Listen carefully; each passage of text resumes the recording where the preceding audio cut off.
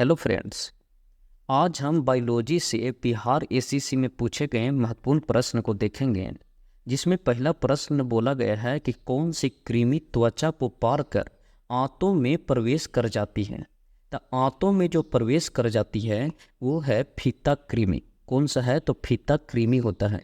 और फीता कृमि है जो प्लेटे हेलमिंथिस के ही संकायक थी एग्जाम्पल है जो फीता कृमि है। तो बोलेगा फीता कृमि किससे जुड़ा हुआ है? तो प्लेटे हेलमिंथिस से जुड़ा हुआ है। किससे जुड़ा हुआ है? तो प्लेटे हेलमिंथिस से, प्लेटे हेलमिंथिस से जुड़ा हुआ है, प्लेटे हेलमिंथिस से जुड़ा हुआ है। नेक्स्ट देखेंगे। नेक्स्ट प्रश्न है, एक समान वयस्क पुरुष में होता है। अगर हम समान वयस्क पुरुष का अगर हम बात करते हैं तो उसमें 14 ग्राम हीमोग्लोबिन और 100 ग्राम पर खून पर, मतलब 100 ग्राम खून पर 14 ग्राम हीमोग्लोबिन होना जरूरी है।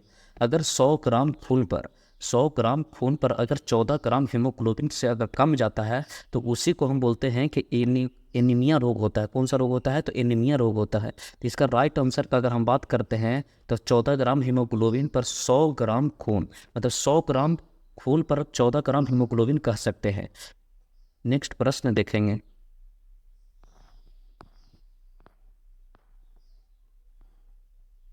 आहार नाल। आहार नाल समानता बड़ा होता है। तो अगर हम आहार नाल का अगर हम बात करेंगे तो आहार नाल बड़ा होता है शाकाहारी का। इसका बड़ा होता है तो शाकाहारी का बड़ा होता है। जिसे हम बात करते हैं आहार नाल का बात, तो आहार नाल में सबसे बड़ी अगर होती है तो शाकाहारी में छोटी आंत बड़ी होती है। और बड़ी इसलिए इसको होती है कि इसको पचाना रहता है सेलुलोज को, और सेलुलोज जल्दी पचता नहीं है। इसलिए हम बात करते हैं कि आहार नाल में छोटी आंत शाकाहारी को, जीव को क्या होता है? बड़ी आंत होता है, बड़ी होता है। तो शाकाहारी में आहार नाल इसका बड़ा होता है क्योंकि सेलुलोज को पचाना रहता है। सेलुलोज को पचाना रहता है।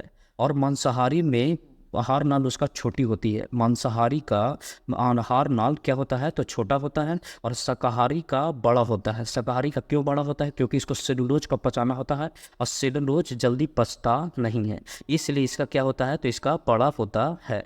नेक्स्ट क्वेश्चन देखेंगे।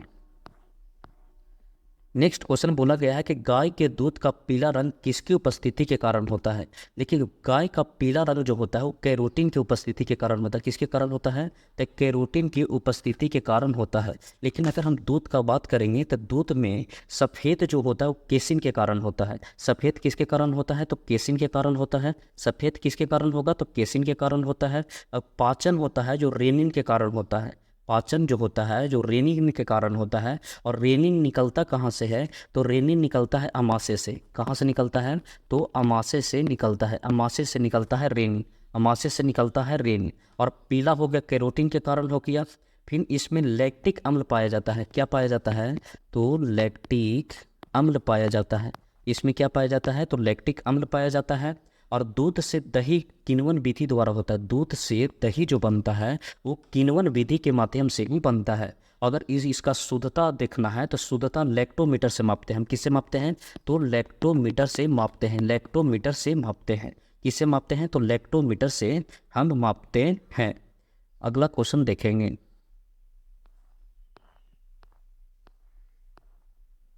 बोला है कि 5 नंबर कि बीजों को अच्छी तरह से परीक्षित रखा जा सकता है। इसे हम बात करते हैं जनरली कि अगर बीज को अगर अच्छी तरह से परीक्षित रखोगे तो बीज को अच्छी से परीक्षित रखने के लिए उसको कोल्ड स्टोर का हम लोग प्रयोग करते हैं जनरली।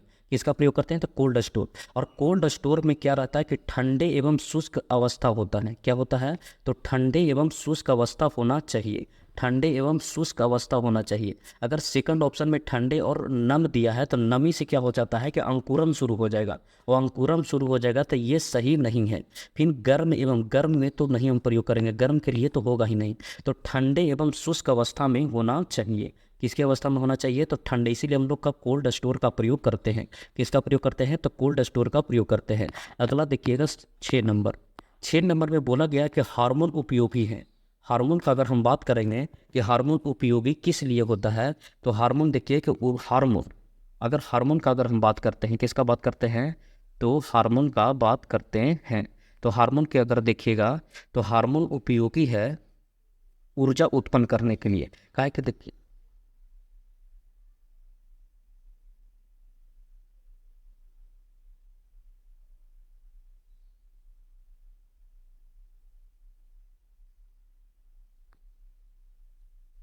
अगर हम हार्मोन का बात करते हैं तो हार्मोन का हम लोग उपयोग जो करते हैं उपापचयी प्रक्रिया में करते हैं। किस में करते हैं?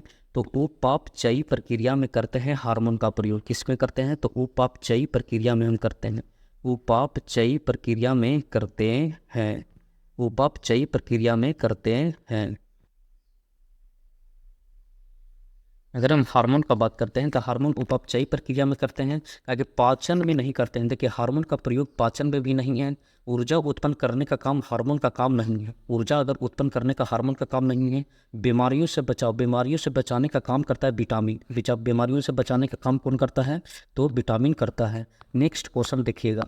नेक्स्ट में बोला गया है कि एक वयस्क के शरीर में रक्त की कितनी मात्रा होना चाहिए। तो एक वयस्क का अगर हम बात करते हैं तो वयस्क के शरीर में 5 से 6 लीटर होना चाहिए। कितना लीटर होना चाहिए? तो एक वयस्क के शरीर में अगर रक्त का बात करते हैं तो रक्त होना चाहिए 5 से 6 लीटर। कितना होना चाहिए? तो 5 से 6 लीटर रक्त होना चाहिए। अगर हम रक्त का बात करते हैं, आरबीसी का अगर बात करते हैं तो आरबीसी एक संयोजी ऊतक होता है। कौन सा ऊतक होता है? तो एक संयोजी ऊतक होता है। और आरबीसी में पाया जाता है हीमोग्लोबिन। और हीमोग्लोबिन में कौन सा तत्व पाया जाता है? तो हीमोग्लोबिन में पाया जाता है आयरन। हीमोग्लोबिन में पाया जाता है आयरन। तो एक वयस्क के शरीर में कितना होना चाहिए? तो 5 से 6 लीटर होना चाहिए। नेक्स्ट प्रश्न देखेंगे। पादप में होता है जबकि पशुओं में यह नहीं होता है। तो अगर हम पादप का अगर हम बात करते हैं तो पादप में होता है। तो देखिए पादप में सेलुलोज होता है। पादप में क्या होता है? सेलुलोज होता है। कि पादप में सेलुलोज होता है, जिससे कि देखिए पादप में सेलुलोज होता है। और स्टार्च का अगर हम बात करते हैं तो स्टार्च के रूप में, जैसे पेड़ पौधे हो गया, तो पेड़ पौधे जो कार्बोहाइड्रेट को स्टार्च के रूप में संचित रखता है। किसके रूप में रखता है? तो स्टार्च के रूप में संचित रखता है। कौन? पेड़ पौधे। कौन रखता है? तो पेड़ पौधे स्टार्च के रूप में संचित रखता है। लेकिन अगर जंतु का बात किया जाए तो जंतु जो है, जिसे हम लोग हो गए, तो हम लोग जो कार्बोहाइड्रेट हो गए, तो कार्बोहाइड्रेट को हम ग्लाइकोजन के रूप में संचित रखते हैं। किसके रूप में रखते हैं? तो ग्लाइकोजन के रूप में रखते हैं। जबकि पेड़ पौधे किसके रूप में रखता है? तो स्टार्च के रूप में होता है। तो पादप में यहाँ आंसर जो होगा वो होगा सेलुलोज। कौन सा होगा? तो सेलुलोज होगा। नेक्स्ट देखिएगा 9 नंबर। 9 में बोला है जल प्रदूषण का कारण है। जल प्रदूषण का कारण है। तो अगर जल प्रदूषण का अगर हम बात करिएगा तो जल प्रदूषण से आप अच्छे से वाकिफ होंगे कि जल प्रदूषण वाहित मल एवं अन्य अवशिष्ट पदार्थ है। तो देखिए ये भी सही है कि जल प्रदूषण वाहित मल और अवशिष्ट पदार्थ से भी होगा। औद्योगिक अपशिष्ट भी छोड़ेगा तो उससे भी होगा। और कृषि से निकलने वाली पदार्थ इससे भी होगा। तो अगर इसका राइट आंसर का बात करेंगे तो इसका राइट आंसर हो जाएगा तो ऑप्शन नंबर 4। कौन सा होगा? तो ऑप्शन नंबर 4। नेक्स्ट देखेंगे। बता रेशम कीट की किस अवस्था में रेशम प्राप्त होता है। तो पहले ये समझिए कि रेशम कीट होता क्या है। तो भारत में रेशम कीट 4 प्रकार का होता है, जिसमें हम बोलेंगे तो पहला होता है मूंगा। पहला का अगर बात करेंगे तो पहला होता है मूंगा। पहला होता है मूंगा। पहला होता है मूंगा। और दूसरा का अगर बात करेंगे तो दूसरा होता है ईरी, मूंगा, ईरी। और तीसरा होता है तेसर। तीसरा होता है तेसर। तीसरा क्या होता है? तेसर। तीसरा क्या कहिएगा? तो तेसर कहिएगा। और चौथा होता है मालवाड़ी। तो क्या हम बताएं? पहला मूंगा, दूसरा ईरी, तीसरा तेसर और चौथा मालवाड़ी होता है। ये भारत का हम बताएं। कहाँ बताएं? तो भारत का होता है। तो भारत में अगर इसी तरीक़ा से अगर हम बात करते हैं कि अगर रेशम कीट का, तो रेशम कीट पहले बनाता है अंडा। क्या बनाता है? पहले अंडा।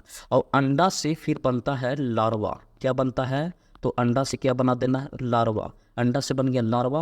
और लार्वा से बनता है प्यूपा। क्या बोलते हैं उसको? प्यूपा। अंडा से बना प्यूपा। और प्यूपा के बाद बनता है कोकून। क्या बनता है? तो कोकून। कोकून। तो ये बताइए, पहला हम बताएं कि रेशम कीट है जो पहले अंडा बनाता है, अंडा से लार्वा बनाता है, लार्वा से प्यूपा बनाता है और प्यूपा से कोकून बनाता है। लेकिन प्यूपा होता है जो वयस्क में होता है। प्यूपा होता है जो वयस्क की अवस्था में होता है। प्यूपा वयस्क की अवस्था में होता है। लेकिन हमसे पूछा है कि रेशम प्राप्त किससे होता है। तो हम लोग जो लार्वा होता है ना, लार्वा को ही हम कहते हैं कैटरपिलर। लार्वा को क्या कहते हैं? कैटरपिलर। तो इसका अगर हम आंसर का अगर हम बात करेंगे तो इसका आंसर हो जाएगा ऑप्शन नंबर 4, कैटरपिलर। इसी को हम बोलते हैं लार्वा। क्या बोलते हैं? लार्वा। तो रेशम कीट की किस अवस्था में रेशम प्राप्त होता है? तो कैटरपिलर की अवस्था में होता है, मतलब लार्वा की अवस्था में होता है। ठीक है। भारत में रेशम भी बता दिए कि 4 प्रकार का होता है, मूंगा, ईरी, तेसर और मालवारी। आगे देखते हैं। प्राकृतिक मोती, प्राकृतिक अगर मतलब नेचुरल पेरन का अगर हम बात करेंगे, ये प्राकृतिक मोती क्या होता है, तो देखिए प्राकृतिक मोती का अगर हम बात करते हैं तो इसका जो राइट आंसर का अगर हम देखेंगे तो राइट आंसर पे इसका मोलस्का हो जाता है। क्या हो जाता है? मोलस्का। लेकिन मोलस्का में क्या क्या पाया जाता है, तो मोती भी पाया जाता है। मोती के बाद इसी को हम घोंघा भी कहते हैं। मोती के बाद इसी को हम क्या कहते हैं, तो घोंघा भी कहते हैं। तो नेचुरल में यही होता है कौन, तो मोलस्का। कौन होता है? मोलस्का। लेकिन आते हम एनेलिडा की अगर हम बात करते हैं तो एनेलिडा में होता है, जिसे जोक देखे होंगे, तो जोक है जो एनेलिडा के संग है, मतलब एनेलिडे से जुड़ा हुआ है। फिर जोक के बाद होता है चेरा बोलते हैं। क्या बोलते हैं उसको? चेरा। तो चेरा भी किससे जुड़ा हुआ है, तो एनेलिडा से जुड़ा हुआ है। लेकिन अगर छोटे जीव जंतु का अगर बात करेंगे, जैसे मच्छर हो गया, कीड़ा मकोड़ा, जितना भी आएगा वो आएगा आर्थ्रोपोडा में। किस में आएगा? आर्थ्रोपोडा में। किस में आएगा? तो आर्थ्रोपोडा में आएगा। लेकिन चौथा ऑप्शन में बोला है कि इकाई नोडमेटा। तो इकाई नोडमेटा का अगर बात करिएगा तो जो स्टार फिश है, जो हमेशा जल में ही रहता है, तो स्टार फिश आता है इकाई डोनमेटा में। किस में आता है? तो इकाई डोनमेटा में, इकाइनोडर्मेटा में आता है, इकाइनोडर्मेटा में आता है। लेकिन प्राकृतिक मोती का बात करेगा तो इसका राइट आंसर हो जाएगा मोलस्का। क्या हो जाएगा? मोलस्का। अब मोलस्के में ही घोंघा भी देखे होंगे कि घोंघा भी, जैसे बरसात के मौसम में देखेगा कि घोंघा आता है तो उसके पट्टी पर जो रहता है वो मोती रहता है, या उसी को हम क्या कहते हैं? घोंघा, या उसी को हम बोलते हैं मोलस्का। क्या बोलते हैं? मोलस्का। तो बताइए एनेलिडा में जोक बताएं और चेरा बताएं, जिसको हम केचुआ बोलते हैं। हम भाषा में क्या बोलते हैं? चेरा तो हम लोग बोल दिए अपने भाषा में कि अगर चेरा की जगह पर केचुआ हम बोल सकते हैं। क्या बोल सकते हैं? केचुआ। तो एनेलिडा में जोक भी आ गया, केचुआ भी आ गया। आर्थ्रोपोडा में छोटे जीव में तो जैसे मच्छर हो गया, कीड़ा मकोड़ा हो गया, जो आर्थ्रोपोडा है, और सबसे बड़ा संघ आर्थ्रोपोडा ही होता है।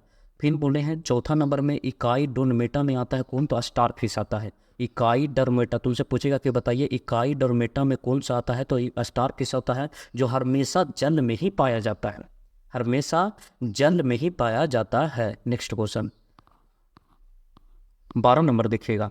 बोलता है स्तनियों में स्टार्च का पाचन प्रारंभ होता है। सब बोला है कि स्तनियों में स्टार्च का पाचन प्रारंभ होता है। तो अगर हम स्तनियों में स्टार्च का पाचन का अगर हम बात करेंगे तो पहले ये समझिए कि पाचन शुरू कहाँ से होता है, तो शुरू होता है मुख गुहा से। मुख गुहा के बाद उतरिएगा तो ग्रास नली, ग्रास नली के बाद अमाशय, अमाशय के बाद छोटी आंत, छोटी आंत के बाद बड़ी आंत, और बड़ी के आंत के बाद गुद्दा। लेकिन पूर्ण पाचन जो बोलेगा तो पूर्ण पाचन होता है छोटी आंत में। पूर्ण पाचन होता है कहाँ, तो छोटी आंत पे। लेकिन पूछेगा कि स्टार्च का मतलब पाचन प्रारंभ कहाँ से होता है, तो प्रारंभ का अगर बात करिएगा तो प्रारंभ होता है मुख गुहा से। कहाँ से होता है, तो मुख गुहा से नहीं, मुख गुहा कभी कह सकते हैं, या मुख से कहते हैं। क्या कहते हैं? मुख से प्रारंभ होता है। अमाशय में देखे होंगे तो अमाशय में पाया जाता है हाइड्रोक्लोरिक एसिड। कौन पाया जाता है? हाइड्रोक्लोरिक एसिड, जो क्या करता है, भोजन को क्या कर देता है, तो अम्लीय बना देता है। छोटी आंत में पूर्ण पाचन हो जाता है छोटी आंत में, और ग्रास नली में कोई पाचन नहीं होता है। अगर ग्रास नली बोलेगा तो ग्रास नली में कोई पाचन होता नहीं है। नेक्स्ट प्रश्न देखिएगा 13 नंबर का। 13 नंबर में बोला है कि किसने खोजा कि मलेरिया रोग मच्छर द्वारा संचारित होता है। मतलब ये बोला है कि किसने ये खोज किया था कि मलेरिया रोग जो होता है वो मच्छर द्वारा ही संचारित होता है। तो ये बात बोला था रोनाल्ड रॉस ने बोला था। कौन बोला था? रोनाल्ड रॉस ने बताया था कि जो मलेरिया है वो मलेरिया होता है कौन सा मच्छर से, तो मादा मच्छर से होता है, मादा एनाफिलीज मच्छर से। हम कह सकते हैं कि मादा एनाफिलीज मच्छर से होता है, एनाफिलीज मच्छर से होता है। कौन सा? मलेरिया। मलेरिया होता है मादा एनाफिलीज मच्छर से, और वो भी होता है तो माता से होता है, नर नहीं होता। नर है जो खून नहीं पीता, लेकिन माता पीता है, माता पीता है। तो ये बताओ कौन होगा मलेरिया? तो रोनाल्ड रॉस ने बताया था कि मलेरिया होता है जो किससे होता है, तो मादा मच्छर से होता है, जिसे मादा एनाफिलीज मच्छर कहते हैं। 14 में देखिएगा, 14 में बोला गया है कि आम का खाने योग्य भाग कौन सा होता है, या आम का खाने वाला भाग क्या होता है। तो देखिए आम का खाने वाला भाग का अगर आंसर का अगर बात करिएगा तो आम का खाने वाला भाग मध्य भित्ति होता है। कौन सा भित्ति होता है, तो मध्य भित्ति होता है। मध्य भित्ति मतलब मध्य वाला भाग खाते हैं। कौन वाला भाग खाते हैं, तो मध्य वाला भाग खाते हैं। लेकिन अगर छिलका का बात करिएगा तो छिलका सहित अगर खाने वाला होता है तो होता है ब्राहा भित्ति। कौन सा भित्ति होता है, तो ब्राहा भित्ति होता है। छिलका सहित वाला ब्राहा भित्ति होता है। छिलका सहित वाला कौन सा होता है, तो ब्राहा भित्ति होता है। छिलका सहित वाला ब्राहा भित्ति हो गया। फिर अंतः भित्ति का अगर बात करिएगा तो देखिएगा जो मतलब कि क्या होता है, बिया होता है, या बिया के सट, जैसे आम हो गया तो आम में जो गुठली निकलता है, गुठली के सटने जो मांसल होता है ना, उसको अगर नोच नोच के खाइएगा ना तो होगा अंतःभित्ति। क्या होगा? अंतःभित्ति हो गया। फिर होता है भ्रूण पोष, तो भ्रूण पोष खाते हैं जैसे कि हो गया नारियल, तो नारियल पूछेगा तो भ्रूण पोष हो गया। फिर बोलता है सेब वाला पूछ लेता है, एक सेब पूछता है और एक पूछता है नाशपाती। नाशपाती जो असत्य फल में आता है, नाशपाती, ये दोनों असत्य फल है और इसका खाने वाला भाग होता है पुष्पासन। क्या खाते हैं हम? पुष्पासन खाते हैं। क्या खाते हैं? पुष्पासन खाते हैं। लेकिन आम का खाने वाला भाग का अगर हम बात करते हैं तो इसका राइट आंसर का अगर होगा तो होगा मध्य भित्ति होगा। क्या होगा? मध्य भित्ति। अच्छा, उसी तरीके से हम पूछ लेते हैं आपसे कि क्या ये लीची, तो लीची का खाने वाला भाग होता है एरिड। लीची का खाने वाला भाग होता है एरिड।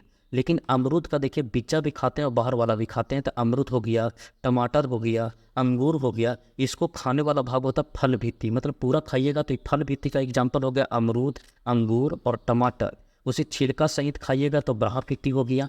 फिर छिलका पे बीजा के सटले बांसल खाइएगा तो अंतः भित्ति हो गया। और भ्रूण पोष हो गया तो क्या खा रहे हैं? तो नारियल। तो नारियल में भ्रूण पोष, नारियल भ्रूण पोष। नेक्स्ट क्वेश्चन देखिएगा, आगे आता है नागफन के कांटे रूपांतरित हो जाते हैं। मतलब ये पूछना चाह रहा है आपसे कि ये बताइए कि जो कांटे रूपांतरित होता है वो किससे होता है? तो देखिए नागफनी बनता है जहाँ पानी की मात्रा कम होती है।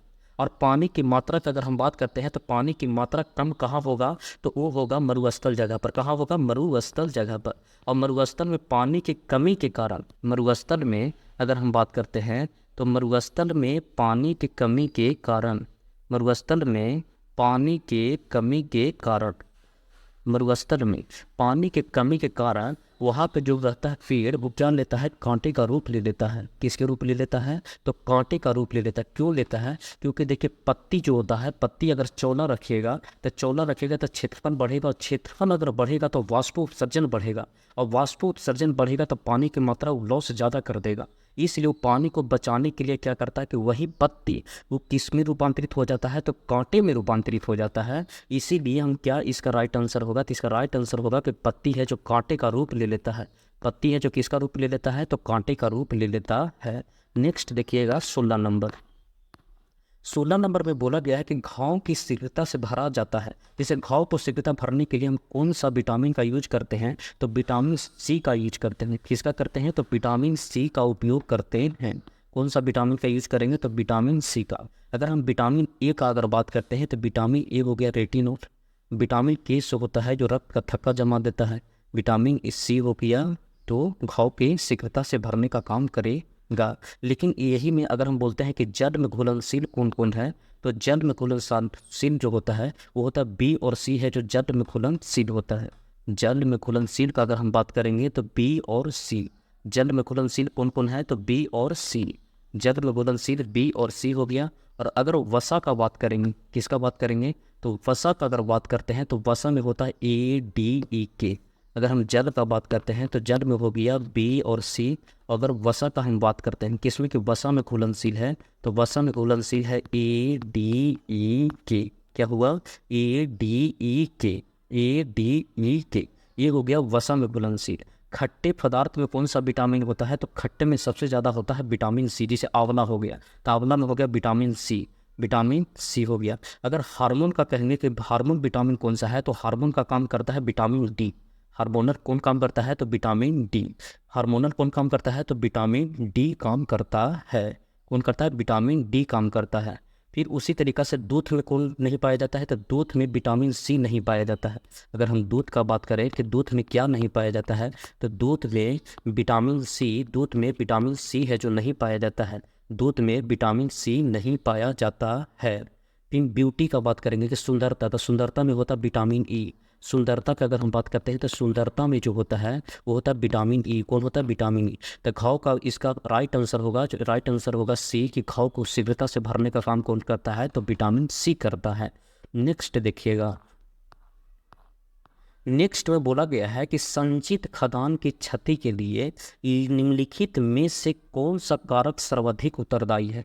देखिए संचित खदान की क्षति का बात करता है। तो देखिए संचित खदान मतलब खदान में कोई भी अगर पदार्थ रखे हुए हैं तो सबसे ज़्यादा कौन मतलब क्षति करेगा, सबसे ज़्यादा अगर पूछा। देखिए क्षति तो इसमें खदान पद का वायुकरण भी होगा, तापकरण भी होगा, आर्द्रता भी होगा या अन्य में नमी की वजह कि, लेकिन सबसे ज़्यादा बोला है तो सबसे ज़्यादा अगर क्षति का अगर बात करेगा तो सबसे ज़्यादा क्षति अगर होगा तो अन्य में नमी के कारण होता है।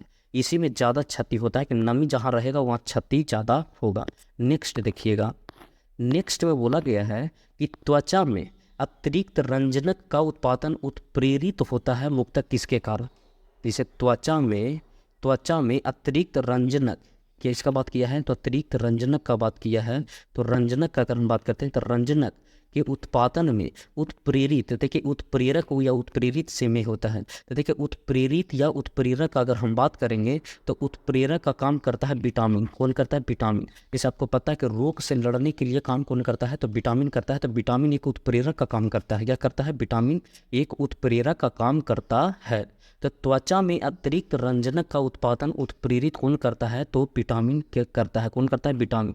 इसका राइट आंसर का अगर हम बात करें तो विटामिन होगा। कौन होगा? तो विटामिन के कारण होगा, विटामिन के कारण होगा। नेक्स्ट देखिएगा 19 नंबर, टाइफाइड के संक्रमण में बचाव का सर्वाधिक युग्म उपाय कौन सा होता है। इसे टाइफाइड का पूछा है कि सर्वाधिक युग्म, जैसे देखिए बचाव के लिए तो इसमें अगर बात करिएगा तो टाइफाइड जो होता है वो दूषित जल से होता है। टाइफाइड का अगर हम बात करेंगे तो टाइफाइड जो होता है वो किससे होता है तो दूषित जल से होता है, दूषित जल से होता है। दूषित अगर जल यूज करिएगा तो उससे टाइफाइड होगा। लेकिन पीने के पानी को उबालकर पीजिएगा। लेकिन दूसरा ऑप्शन बोला है कि पर्याप्त मात्रा में ताजे फल या सब्जियों को खाना, या टीकाकृत होना, या गर्म भोजन होना। लेकिन सर्वाधिक युग्म पूछा कि मतलब सबसे बेस्ट कौन सा होगा। तो सबसे बेस्ट अगर माना जाता है तो इसको टीकाकरण माना जाता है। कहा है कि पानी कितनों किसी तरीक़ा से भी अगर शुद्ध पिए फिर भी टाइफाइड होने की संभावना बना ही रहता है, इसलिए टीकाकरण का उपयोग करते हैं। तो टीकाकृत होना आवश्यक है। इसका राइट आंसर होगा 3 नंबर। राइट कौन सा होगा तो 3 होगा। फिर 19 के बाद आता है 20 में बोला गया है कि 5 वर्ष की आयु में किसी बच्चे को समानता होते हैं। तो हम 5 वर्ष की आयु में किसी बच्चे को समानता होते हैं। तो अगर दांत का अगर हम बात करते हैं तो आपको दांत में हम बताते हैं कि बच्चा का 12 वर्ष से पहले का अगर बात करते हैं तो 12 वर्ष तक 20 को दांत उसका मतलब रहता है 20 दांत जो दूध का रहता है वो दूध का दांत 20 टूट जाता है और फिर 20 दोबारा आता है 12 साल के बाद। लेकिन ये बताइए कि दूध का दांत कितना हो गया तो 20 हो गया। दूध का दांत कितना हो गया तो 20 दांत हो गया दूध का दांत। लेकिन वयस्क में अगर जनरली अगर बताइएगा तो जनरली उसका वयस्क का होता है मैक्सिमम 32 दांत होता है। तो ये बताइए अगर पूरा जीवन में कितने दांत, तो कितना दांत हो गया तो 52 दांत हो गया। लेकिन 5 वर्ष की आयु में किसी बच्चों को समानता होते हैं तो 5 वर्ष की अगर अवस्था में बोलेगा तो होता है 20 दांत होता है। कितने दांत होता है तो 20 दांत होता है, क्योंकि दूध का ही दांत रहता है। क्या रहता है? दूध का ही दांत रहता है जो टूटता है और फिर 32 दांत बनता है। 32 और 20 टोटल जीवन में अगर पूछेगा कि दांतों की संख्या कितनी आती है तो 32 दांत आती है। लेकिन अगर दांत का अगर बात करेंगे तो दांत 4 प्रकार का होता है। दांत कितने प्रकार का होता है तो 4 प्रकार का होता है, जिसमें हम बात करेंगे पहला होता है इंसीजर, दूसरा होता है केनाइन, तीसरा होता है प्रीमोलर और चौथा होता है मोलर। अगर इंसीजर का हम आई से डिनोट करते हैं, केनाइन का सी से करते हैं और प्री मोलर का पी से करते हैं और मोलर का हम एम से करते हैं। ठीक है, इसका अगर रेशियो निकालिएगा तो इसका होता है इंसीजर का, तो इंसीजर का 2 1 2 3 होता है। तो ये बताइए इससे 4 में गुना कर करिएगा तो इंसीजर की संख्या 8 होगा, केनाइन की संख्या 4 होगा, प्री मोलर का संख्या 8 होगा और मोलर की संख्या 12 होगा। ठीक है, अब यहाँ से हम ये बताते हैं कि प्री मोलर जो होता है, प्री मोलर की संख्या हम कितना बताएं 8 बताएं। ये होता है जो बच्चा में प्री मोलर होता ही नहीं है, बच्चा में प्री मोलर नहीं होता है और बच्चा में मोलर जो लास्ट वाला है तो मोलर भी होता 3 प्रकार के, फर्स्ट मोलर, सेकंड मोलर और थर्ड मोलर। तो बच्चा में थर्ड मोलर नहीं पाया जाता है, बच्चा में थर्ड मोलर नहीं पाया जाता है, बच्चा में थर्ड मोलर नहीं पाया जाता है।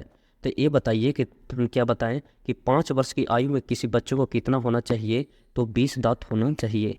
ठीक है, नेक्स्ट प्रश्न देखिएगा 21 नंबर, किस पौधे में फूल नहीं होता है, किस पौधे में फूल नहीं होता है। अब ये बताइए किस पौधे में फूल नहीं होता है, तो आपको पता है कि पादप जगत, पादप जगत, पादप जगत दो प्रकार का होता है।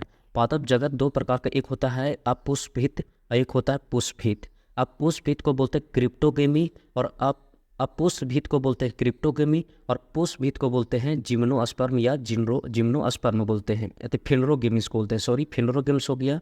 और ये क्या बोलते हैं, अपुष्पित को बोलते हैं क्रिप्टोगेमी। तो एक हो गया क्रिप्टोगेमी और एक होता है फिनरोगेमिस। क्रिप्टोगेमी का अगर बात करेंगे तो क्रिप्टोगेमी में ही तीन प्रकार बट जाता है। क्रिप्टोगेमी, ये हो गया क्रिप्टोगेमी, ये हो गया क्रिप्टोगेमी और एक हो गया फिनरोगेमिस। ये क्या हो गया, फिनरोगेमिस। क्रिप्टोगेमी तीन प्रकार में बढ़ जाता है, एक होता है थैलोफाइटा, ब्रायोफाइटा, ट्रीडोफाइटा। थैलोफाइटा हो गया, ब्रायोफाइटा हो गया, ट्रीडोफाइटा हो गया, ट्रीडोफाइटा हो गया, ट्रीडोफाइटा हो गया। अब थैलोफाइटा में आता है शैवाल, कवक और लाइकेन, और ब्रायोफाइटा में आता है लीवर वुड्स और मॉस आता है, मॉस आता है, और ट्रीडोफाइटा में आता है फर्न। तो देखिए कि बोला है कि किस पौधे में फूल नहीं होता है, तो फर्न में फूल नहीं होता है, क्योंकि चल जाता है किसमें, क्रिप्टोगेमी, और क्रिप्टोगेमी में भी चल जाता है ट्रीडोफाइटा, और ट्रीडोफाइटा में भी चल जाता है तो फर्न। तो ट्रीडोफाइटा का ही भाग है फर्न। तो इसमें आंसर जो होगा वो 4 नंबर होगा कि इसमें होता है जो पौधे में फूल नहीं होता है, तो कौन होता है, फर्न में फूल नहीं होता है। किसमें फूल नहीं होता है, तो फर्न में फूल नहीं होता है। 21 के बाद हम जाएंगे 22वें, 21 के बाद 22वें। 22 में बोला गया है कि एक स्वस्थ व्यक्ति का समांतर रक्तचाप कितना होता है। तो देखिए स्वस्थ व्यक्ति का अगर रक्तचाप का बात करिएगा तो स्वस्थ व्यक्ति का रक्तचाप जो होता है वो होता है 120/80 होता है, जिसको बोलते हैं सिस्टोलिक बटा डाई सिस्टोलिक, डाई सिस्टोलिक बटा डाई एस्टोलिक। ये होता है ऊपर सिस्टोलिक होता है और नीचे होता है डाई एस्टोलिक। तो सिस्टोलिक बटा डाई एस्टोलिक 120/80 होता है, इसका राइट आंसर ये होगा। और ब्लड प्रेशर मापते हैं स्फिग्मोमेनोमीटर से। किससे मापते हैं, स्फिग्मोमेनोमीटर से, जो सामान्य मानव में 120/80 होना चाहिए। 23 नंबर देखेंगे। 23 में बोला गया है कि मानव शरीर में रक्त का थक्का किस विटामिन से जमता है। तो रक्त का थक्का में जमाने का काम जो करता है वो करता है विटामिन के। कौन करता है, तो विटामिन के करता है। रक्त का थक्का जमाने का काम करता है विटामिन के हो गया। लेकिन स्कर्वी हो गया विटामिन सी से, स्कर्वी हो गया विटामिन सी से। विटामिन डी किससे प्राप्त होता है, तो धूपों से प्राप्त होता है, रोशनी जैसे सूर्य के प्रकाश से प्राप्त होता है। ये ब्यूटी वाला बताया था कि ब्यूटी के लिए जैसे सुंदरता के लिए विटामिन ई हो गया, विटामिन सी से हो गया, स्कर्वी हो गया। सबसे ज़्यादा आंवला में पाया जाता है, घाव भरने का भी काम करता है विटामिन सी। कौन करता है, विटामिन सी करता है। 24 में देखिए, 24 बोला है BCG का टीका नवजात शिशु को कितने दिन के भीतर लगा देना चाहिए।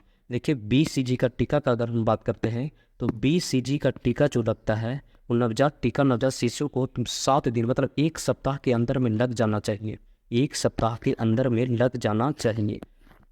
BCG में आता है टीबी। कौन होता है, टीबी। अगर टीबी का अगर हम बात करते हैं तो टीबी में टीबी डे मनाते 24 मार्च को। किस तारीख को मनाते हैं, तो 24 मार्च को। और टीबी को मुक्त करने का जो डेट लिया गया है वो लिया गया है 2030 में जो टीबी मुक्त होगा। और अगर बात करते हैं कि टीबी प्रभावित किसको करता है, तो करता है फेफड़ा को। किसको प्रभावित करता है, तो फेफड़ा को करता है। और टीबी कौन सा होता है, तो जीवाणु से होता है। टीबी किससे होता है, तो जीवाणु से होता है। टीबी होता है जीवाणु से। टीबी किससे होता है, तो जीवाणु से। टीबी किससे होता है, तो जीवाणु से होता है। ये प्रभावित किसको करता है, तो फेफड़ा को करता है। फिर ये बताइए किस दिन मनाते हैं, तो 24 मार्च को मनाते हैं। फिर ये भी बताएं कि इसका खत्म करने का लिया गया भारत में 2030 तक। कब तक लिए गए, 2030 तक। और कौन सा जीवाणु, माइकोबैक्टीरियम। और खोज किया था इसको रॉबर्ट कोच। वो जिसको टीबी का कौन किया था, तो रॉबर्ट कोच किया था। कौन किया था, तो रॉबर्ट कोच किया था। रॉबर्ट कोच नहीं, हैजा का भी खोज किया था। याद रखिएगा, हैजा पे भी खोज कौन किया था, तो रॉबर्ट कोच नहीं किया था। इसका राइट आंसर कौन होगा, तो 7 दिन के अंदर उसको टीका BCG का पड़ जाना चाहिए। 25 नंबर जो लास्ट क्वेश्चन है आज का, तो आज का लास्ट क्वेश्चन देखेंगे कि पादप कोशिका जंतु कोशिका से किस प्रकार भिन्न होती है। बोला है पादप कोशिका जंतु कोशिका से किस प्रकार भिन्न होती है। तो देखिए पादप कोशिका जंतु कोशिका में आपको पता होगा कि पादप कोशिका में होता है कोशिका भित्ति, लेकिन जंतु कोशिका में नहीं होता। तो एक कड़ी अगर विभाजन करने का कहते हैं या तुलना करने का काम करता है तो कोशिका भित्ति ही करता है। कौन करता है, तो कोशिका भित्ति ही करता है।